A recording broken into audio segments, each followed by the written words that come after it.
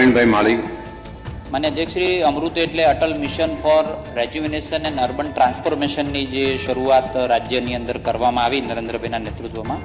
એમાં 2.0 જે આવ્યું એને કયા બનાસકાંઠા જિલ્લામાં શહેરોનો સમાવેશ કર્યો છે અને એમાં વિશેષ કયા કામો હાથ ધરવામાં 2.0માં કરવામાં આવ્યા છે, માન્ય મંત્રીશ્રીને જાણવા માંગુ છું. માનનીય અધ્યક્ષશ્રી, બનાસકાંઠાની અંદર કુલ 6 શહેરોનો આપણે સમાવેશ કર્યો છે,